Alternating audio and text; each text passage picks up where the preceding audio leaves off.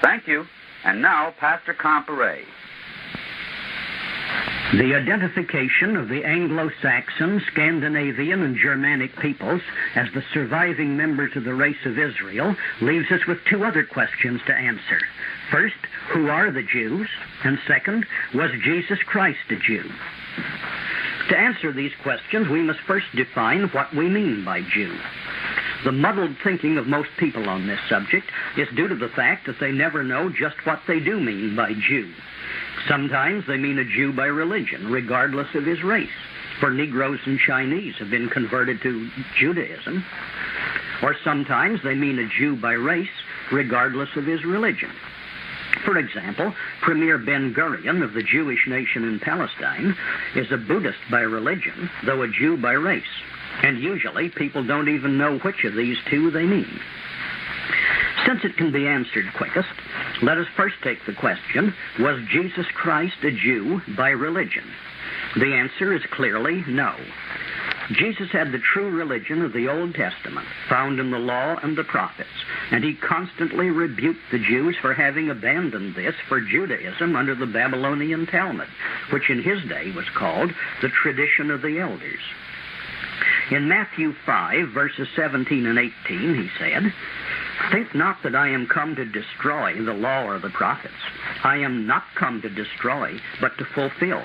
For verily I say unto you, until heaven and earth pass, one jot or one tittle shall in no wise pass from the law, till all be fulfilled."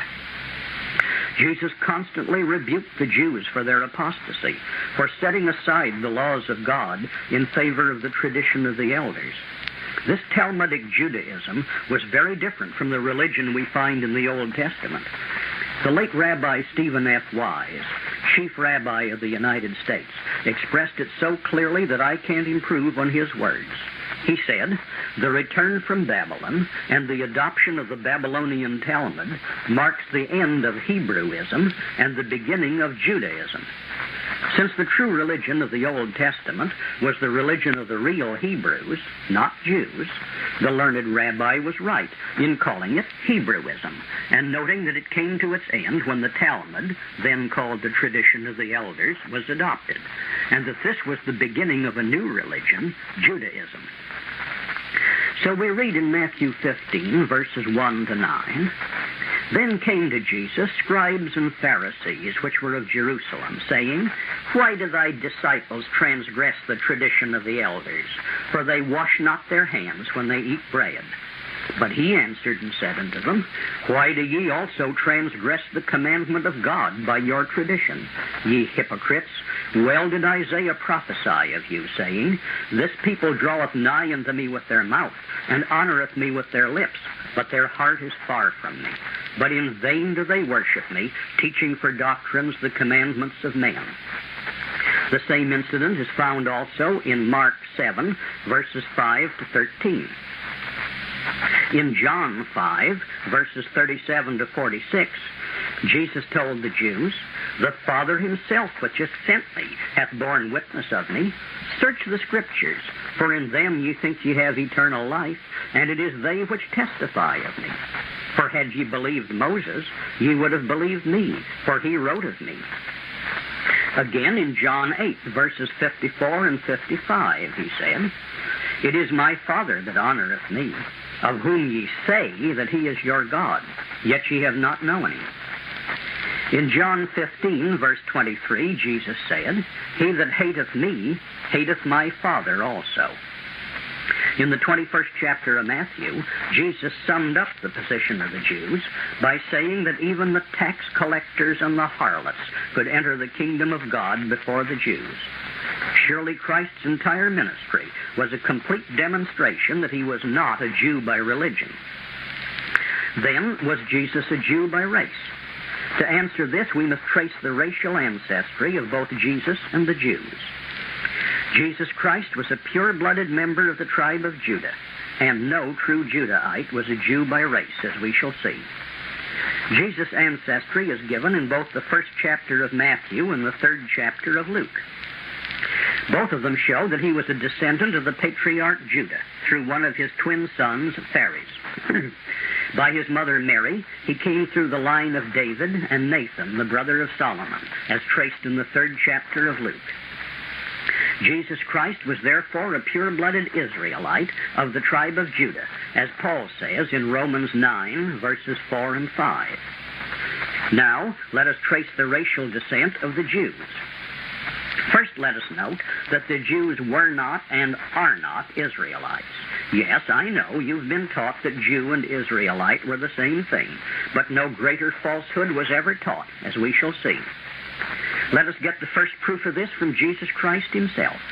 He stated plainly in Matthew 15, verse 24, I am not sent but unto the lost sheep of the house of Israel. Therefore he was sent to those who were of Israel, but not to others. Accordingly, when he sent his 12 disciples out to preach his gospel, Matthew 10, verses 5 and 6 records that he told them this, Go not into the way of the Gentiles, and into any city of the Samaritans enter ye not, but go rather to the lost sheep of the house of Israel. And he added, Ye shall not have gone over the cities of Israel till the Son of Man be come. That's Matthew 10, verse 23. They could have gone over all the cities of Judea in a month. So it was obvious that the cities of Israel to which he referred were the cities of the so-called lost tribes, who were then ready to enter Europe in their long migration. But take careful note of Jesus Christ's own words. I am not sent but unto the lost sheep of the house of Israel. If the Jews were any part of Israel, then they would have been some of his sheep. But he says they were not. In the 10th chapter of John, Jesus says this, I am the good shepherd, and I know my sheep, and am known by mine. But he tells the Jews, and it says Jews, but ye believe not, because ye are not of my sheep, as I said unto you. My sheep hear my voice, and I know them, and they follow me. Note carefully those words. He does not say that the reason that the Jews are not his sheep is that they don't believe, and that they could become his sheep just by changing their minds. To the contrary, he says that the reason they don't believe is that they are not of his sheep. He knows his sheep, and knows that the Jews are not of his sheep. Since the Jews are not any part of any tribe of Israel, then who are the Jews? Let's trace their ancestry. We find they were made up of several Canaanite peoples. God required that the true line of his people must be kept free from mongrelization with the neighboring Canaanites. Accordingly, Genesis 24, verses 3 and 4, records that Abraham took great pains to see that his son Isaac should only marry a woman of his own people. Likewise, Genesis 27, verses 46 to 28, verse 1, records that Isaac also required that his son Jacob, the father of the Israelites, should also marry only within his own race line. This law had been obeyed for many centuries to keep the race line pure. But one of the sons of Israel, the patriarch Judah, father of the tribe of Judah, violated it by marrying a Canaanite woman who bore him 3 sons, of whom only one, Shelah, survived and left descendants. See Genesis 38, verses 1 to 5. This half-breed mongrel line of descendants by Shelah must be distinguished from Judah's pure-blooded descendants by his twin sons, Phares and Zerah. Judah fathered Phares and Zerah by his daughter-in-law, Tamar. Although born out of wedlock, they were of pure Israel stock on both sides, and from one of them, Phares, Jesus Christ was descended. The descendants of these twins are the real tribe of Judah. The half-breed son, Shelah, accompanied Judah into Egypt, and in the following centuries left many descendants. They were in the Exodus and accompanied the armies of Israel into the Promised Land. See Genesis 48, verse 12, and Numbers 26, verse 20. However, they bred true to type. They were half-breed Canaanites, lacking the spiritual insight which God gave to his own people. So they remained idolaters, Baal worshippers. In 1 Chronicles 4, verse 21, you will find them referred to as the house of Ashbea. Ashbea is a corruption of Ishbaal, man of Baal, and shows that they were still idolaters, Baal worshippers, unable to perceive the God of Israel. So these Shilonites, half-breeds, formed one of the peoples of the land who made up the Jews in the time of Jesus Christ. Another alien racial group who became part of the Jews were the mixed multitude, which Exodus 12, verse 38 says, left Egypt along with the children of Israel. The Hebrew word here translated mixed is the word Arab, meaning half-breed or mongrel. During the 2 centuries in Egypt, many had violated the divine law against race mixing, and these were the result. On the Exodus, when the going became hard in the wilderness, the Bible records that this mixed multitude made a lot of trouble and led some of the Israelites even into rebellion. See Numbers 11, verses 4 to 6. This mongrelized group were still in the land even after the return from the Babylonian captivity, for we find them listed in Nehemiah 13, verse 3, as still in the land and still a source of trouble. These also were among the Jews in Christ's time. Then there were the various other Canaanite peoples who were still in the land, chief of whom were the Jebusites, the Hittites, the Hivites, the Perizzites, and the Amorites. When the Israelites were about to enter the Promised Land, God gave them specific instructions to completely drive out or exterminate all of these Canaanites, saying, "When the Lord thy God shall bring thee into the land, whither thou goest to possess it, and hath cast out many nations before thee, the Hittites and the Girgashites and the Amorites and the Canaanites and the Perizzites and the Hivites and the Jebusites, 7 nations greater and mightier than thou, and when the Lord thy God shall deliver them before thee, thou shalt smite them and utterly destroy them. Thou shalt make no covenant with them, nor show mercy unto them. But of the cities of these people, which the Lord thy God doth give thee for an inheritance, thou shalt save alive nothing that breathes, but thou shalt utterly destroy them, namely the Hittites and the Amorites, the Canaanites and the Perizzites, the Hivites and the Jebusites, as the Lord thy God hath commanded thee." See Numbers 33, verses 51 to 56, Deuteronomy 7, verses 1 to 6, Deuteronomy 20, verses 16 to 18. Now, I know that it's fashionable among the liberal church members of today to look down their noses at God and say, "I just can't believe in that cruel God of the Old Testament." However, I think he will manage very well without their belief. He always has a good reason for what he does and what he tells us to do. The Bible doesn't argue with you about the reasons for its rules. It just states the rule. But there is always a good reason if you will look for it. For about 2,000 years, the Canaanites had worshipped Baal and Ishtar, the most immoral religion in the world, with the possible exception of some Hindu religions even today. Part of the worship of Baal and Ishtar consisted of the compulsory prostitution of all the women. On certain festival days of the year, all the women of the village had to sit in the field outside the village gate, and any wandering camel driver who came along could select the woman of his choice, hand her the coin, which she must pay over to the temple, then take her aside and leave with her his syphilis or gonorrhea, as the case might be. This funneled into Palestine the venereal diseases of all Western Asia. Any doctor can tell you that one infection of syphilis, not cured, can produce degenerative changes in the children for as many as 4 generations. But the Canaanites had been replenishing the disease with new infections every generation for 2,000 years. They were not physically, mentally, morally, or spiritually fit to marry or even associate with our people. Therefore, God warned the Israelites to exterminate them.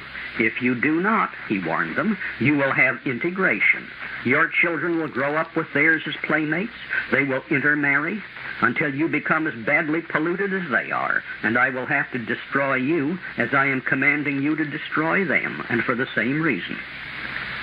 But the Israelites are always soft-hearted and soft-headed. While they did exterminate the people of Jericho and a couple of other cities, the Bible records that they left most of the others alive, merely making them pay a heavy tribute tax.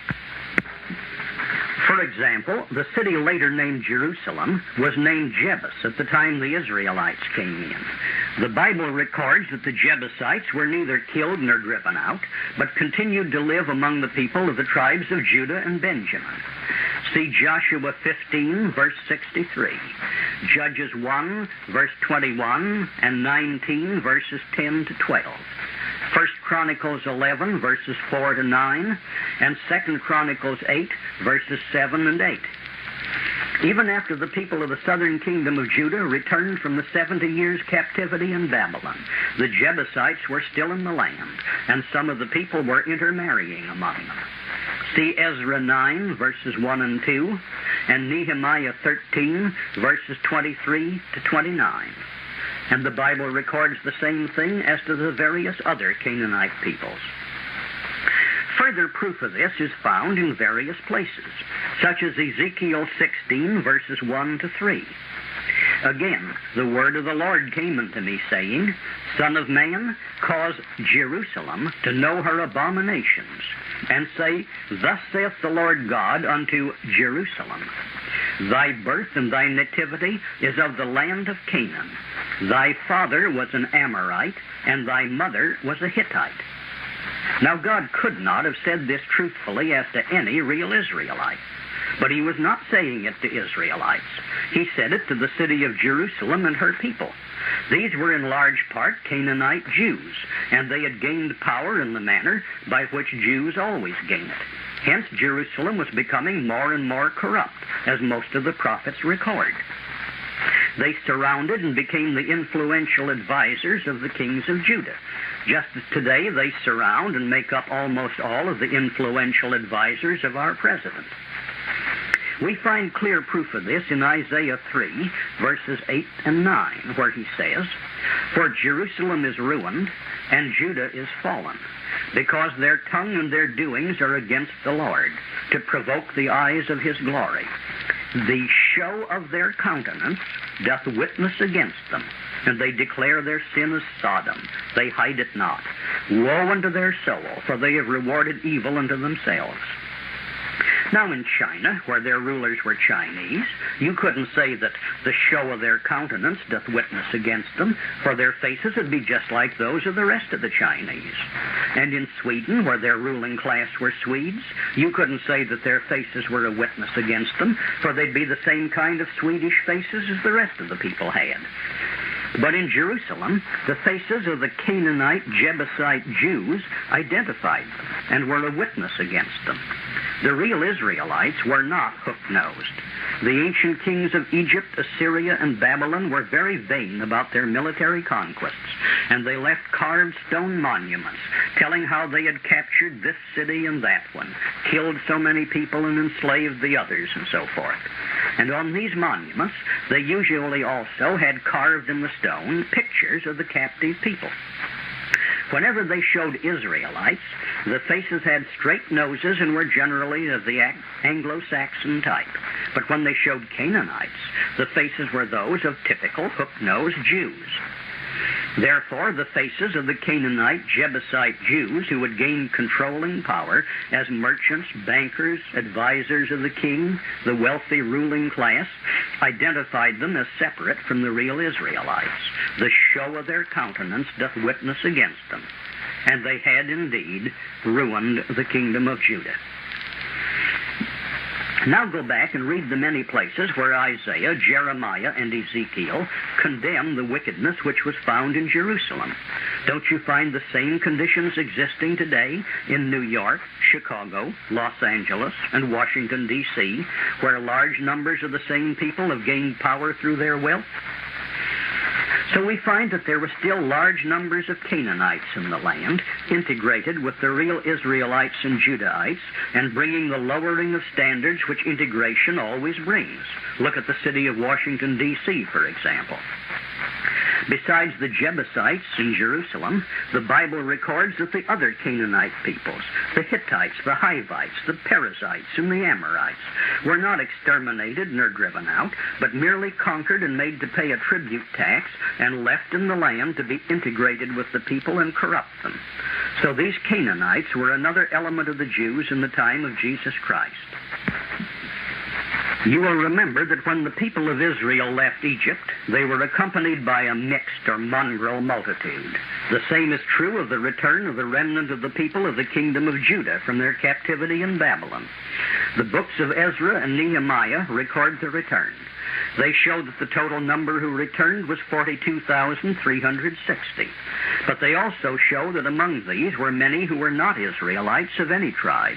They were Babylonians who had come with them in order to get in on the ground floor, as the saying is.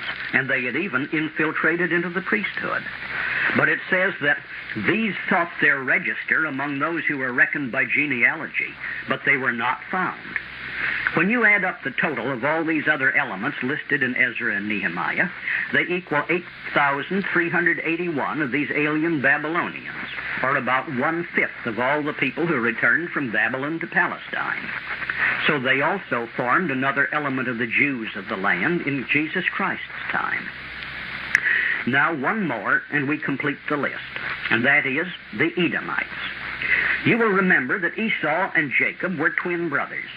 But Esau was a man of such low character that we have God's own testimony in Malachi 1, verses 2 and 3. Was not Esau Jacob's brother, saith the Lord? Yet I loved Jacob, and I hated Esau. Jacob kept the race line pure, and God changed his name to Israel and made him the father of God's own chosen people, Israel. But Esau married 2 Canaanite wives and 1 Ishmaelite wife, and left only half-breed mongrel children. See Genesis 26, verses 34 and 35, Genesis 27, verse 46, and Genesis 36, verse 3. As his mongrel descendants couldn't marry into the true Semitic line, he moved out from among them and went down to Mount Seir, the rugged range of mountains southeast of the Dead Sea.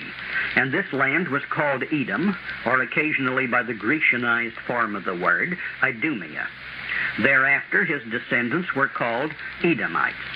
See Genesis 33, verse 16, and Genesis 36, verses 1 to 9. There they had a long and troublesome history.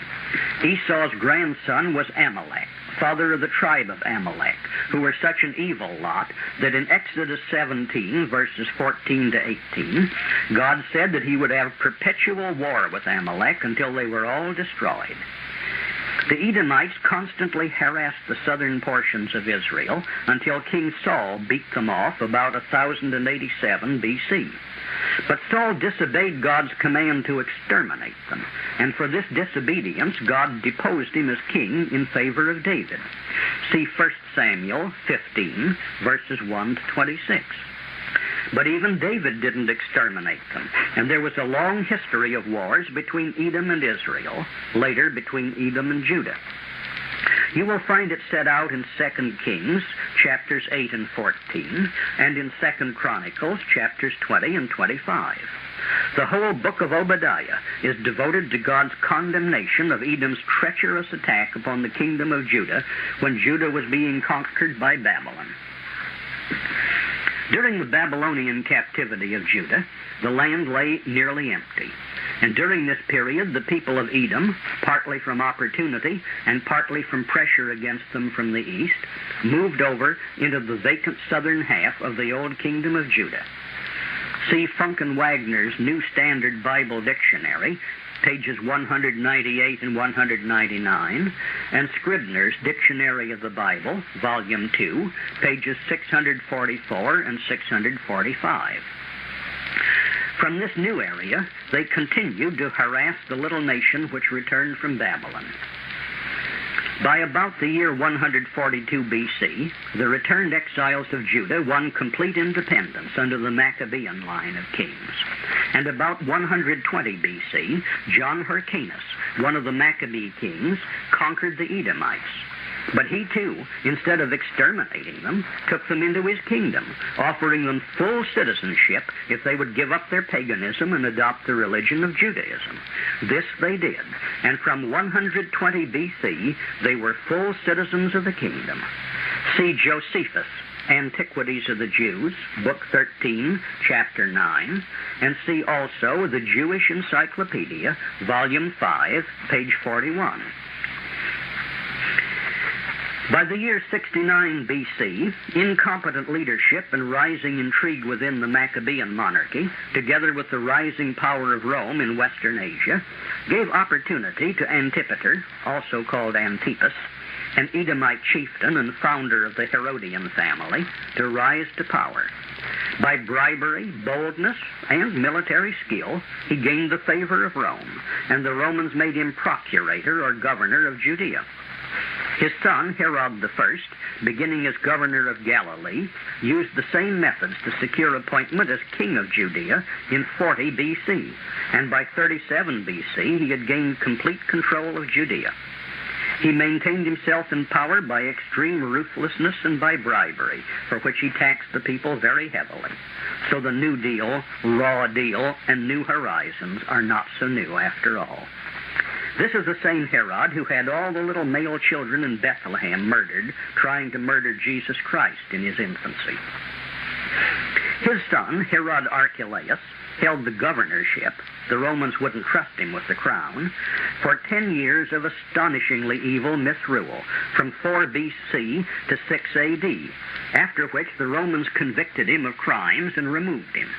And thereafter Judea was governed by Roman procurators, of whom Pontius Pilate was number 6. Nevertheless, the Romans left practically complete power of local government in the hands of the Herodian Edomites, who had complete control of the temple and power to enforce all their local laws. Remember how Pontius Pilate tried to get out of condemning Jesus Christ, telling the Jews, "Take ye him and judge him according to your law." That's John 18, verse 31. These Edomite Jews could say that Abraham was an ancestor of theirs through Esau, as they did in John 8:33.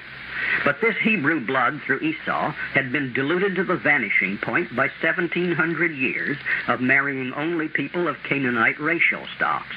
Therefore, Jesus Christ rebuked them for falsely claiming to be still of Abrahamic, and therefore inferentially of Israelite lineage. For he told them in John 8, verse 44, "Ye are of your father the devil, and the lusts of your father ye will do.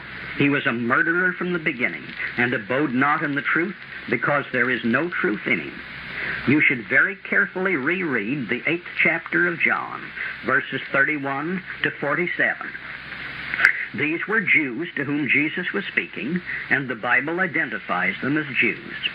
In the Jewish Encyclopedia, the article on Edom concludes with the words, "The Edomites today are found in modern Jewry." Now let us review for a moment what we have covered. We have seen that Jesus Christ was not a Jew by religion, for the Jews based their religion on the Babylonian Talmud, which was at that time called the tradition of the elders. And Jesus Christ's whole ministry was one constant battle against the evils of Judaism. We have seen that Jesus Christ was a true Israelite of the tribe of Judah by race. And we have seen that the Jews of his time included the mongrel descendants of Shelah, the mongrel mixed multitude which followed the Israelites out of Egypt, the various Canaanite peoples in Palestine, including the Jebusites, the Hittites, the Hivites, the Perizzites, and the Amorites, and finally the mongrelized descendants of Esau, the Edomites.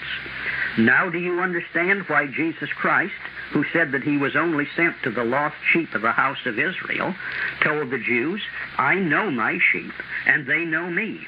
But ye, the Jews, ye believe not, because ye are not of my sheep, as I said unto you. My sheep hear my voice, and I know them, and they follow me."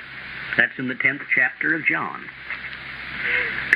The tiny remnant of Judah and Benjamin, which came back to Palestine from the Babylonian captivity, did leave some descendants in Palestine. But these were Jesus Christ's sheep, and he himself said that he knew them, they knew him, and they followed him. All those in Palestine who became Christians were true members of the tribe of Judah or of the tribe of Benjamin, but they were not Jews.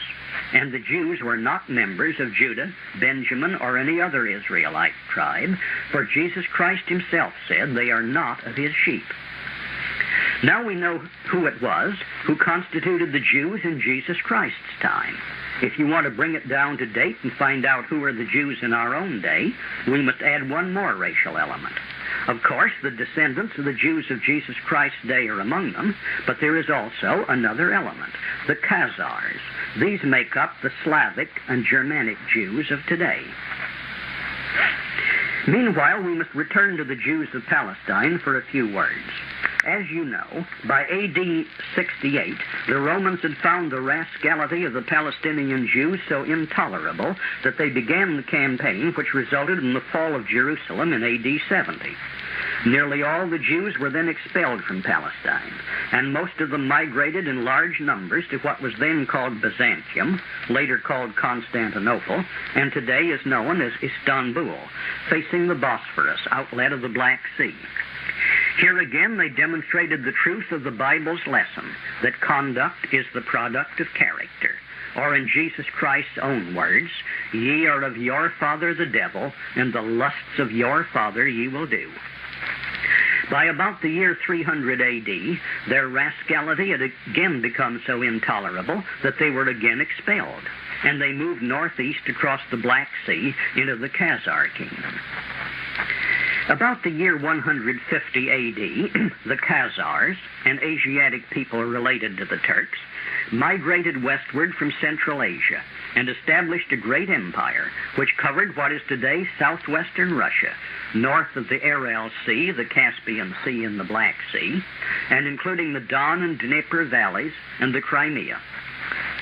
About the year 740 A.D., Bulan, the Kagan, or king of the Khazars, was converted to the religion of Judaism, together with some 4,000 of the most powerful nobility of the kingdom. In those days, it was not healthful for a subject to be in religious conflict with his king or with the baron on whose land he lived. So in due course, most of the Khazars became Jews by religion. In fact, it became part of the kingdom's constitution that no one but a Jew by religion could be king. The principal languages spoken were the Khazar language, which is called Yiddish today, and Turkish. During the great invasion by the Mongols under Genghis Khan, many of the Judaized Khazars were dispersed into what is now Poland and Lithuania. These Khazars, Jews by religion, constitute the Slavic Jews today, those with names such as Minsky and Baranov and Moskovitz, the latter often shortened to Mosk, as you will note. Also, since much of the western part of this area has been at one time or another ruled by Austrian or Germanic peoples who brought in their own language, these Khazars also took Germanic names, such as Gold or Goldberg, Rosenberg, Eisler, and so forth. And if you are wondering how they can be so much like the other Jews, historical documents written at the time the Khazar Empire was at its greatest height refer to their tradition that their ancestors originally came from the region of Mount Seir, which is Edom, the home of the Edomite Jews. If you wish to look up further details, you will find brief articles on the Khazars in various encyclopedias, such as the Britannica. The Jewish Encyclopedia has 6 pages on it.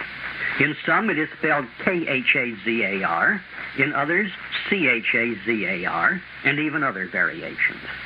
It is also discussed in A History of the Jews by Solomon Grazel and A History of the Jews by Professor H. Gratz, both works being published by the Jewish Publication Society of America. The most thorough discussion of the whole problem is found in that magnificent bit of historical research, The Iron Curtain Over America, by Colonel John Beatty. Colonel Beatty is an historian and professor of history whose works are used as textbooks in more than 700 colleges and universities. Iron Curtain Over America is one of the most thoroughly documented and accurate works ever put in print. It is well worth the $4 it costs. If you can't find a copy in your local bookstore, you can buy one by mail from Post Office Box 27895, Los Angeles 27, California.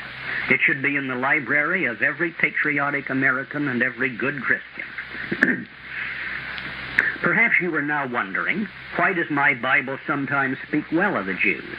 such as Paul saying in Romans that the gospel of Christ is the power of God unto salvation to everyone that believeth, to the Jew first and also to the Greek. And in Acts, Paul saying that he was a Jew of Tarsus. If you will look up these few instances in a good concordance, such as Strong's, you will find that in each instance the translators have written the word Jew in English where it was not used in the original Greek from which they mistranslated it. In each instance, in the original Greek, the word used was Judaios, which does not mean Jew, but simply a Judean, a person whose home is in the land of Judea, or southern Palestine. In Greek, it does not have a religious or a racial connotation. It is a geographical term like Californian. A Californian could be white, black, brown, or yellow by race, and he could be Christian, Jew, Buddhist, or atheist. So also, a Judaios was merely a person who lived in Judea, where, as we saw, there were some Israelites of the tribes of Judah and Benjamin, but there were far more Canaanite Jews, and also a general mixture of Romans, Greeks, Syrians, Egyptians, and so forth. It is true that Christian salvation was first offered in the land of Judea, hence to those who were living there, the Judaios.